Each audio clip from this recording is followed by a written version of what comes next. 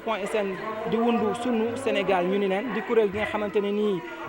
ay ndaw ñoo toogoon def seetlu ba ñu defee seetlu wi ne nag Sénégal jaadu na ñu taxaw temb ngir mën ko redresser waaye nag jiital ci ay valeur jiital ci ay jikkoy rafet na dañoo bokk ci ñi nga xam ne dañoo gëm ne Sénégal gi mënut a développer benn yoon mënut a émerger benn yoon tant que xool ñu jikko yi defar ko ba noppi. solo ndaje bi tey mooy woo askan wi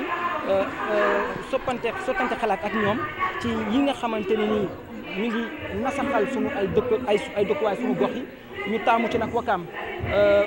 action boobu ñu ngi ko tuddee wala boog projet boobu ñu ngi ko duppee GRC Grand Rassemblement Citoyen ngir ñu ci waxtaanee ay wax yoo xam ne ay kaddu yoo xamante ne nii dina mën a jëmmal itamit suñu ay gox ngir ñu mën a jëm si kanam tey dañ koo tàmbali Cité Avion parce que Cité Avion ku ko xam ne Cité Avion mooy dëkk bi nga xam ne juróom ñi lay jooy saa su ne muy assainissement insécurité amul marché amul école publique amul espace vert ci dëkk boo xamante ne tey à Wakaam ñi ngi wax naan ku gagné politiquement enjeu yëpp ci Cité Avion la nekk képp ku gagné Cité Avion ci municipal yaay jël maire bi ndax plus de 53 000 habitants la am donc loolu ñu dootuñu seetaan toog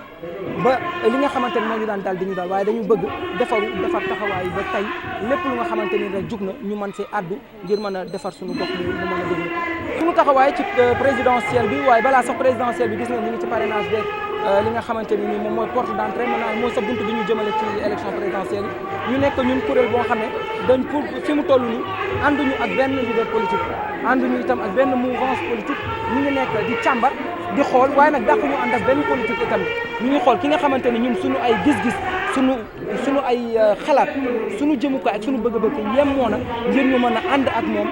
doon benn ngir mën a suqali Sénégal gi nga xamante ne ni moom mooy suñu yaakaar ñu ndaw ba ñëw dañu nekk doomu Wakaam dañuy yeewoo ci Wakaam kon bu ay ndaw di organiser fii ci Wakaam li ñu war mooy ñu teew ci teewaay bii nag dañu gis ay ndaw organiser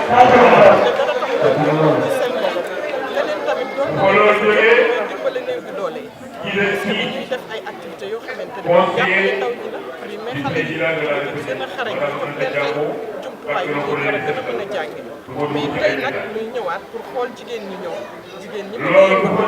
dimbale seen i njaboot naka la ñuy def ko si biir mën leen trouver ay financement xool tamit quartier bi lan moo fiy jafe-jafe bu dee ay assainissement day gën a améliorer seen ay nekkin ci biir gox bi ñu xool naka lañ koy def kon loolu tamit ci état nga ne tamit mooy sa gëm parce que gérer une cité def ci assainissement ngi ci gestion de bien ngi ci autonomisation jigéen ñaa ngi ci ndaw ñi ñu leen di encadrer te ñoom tamit looloo tax tey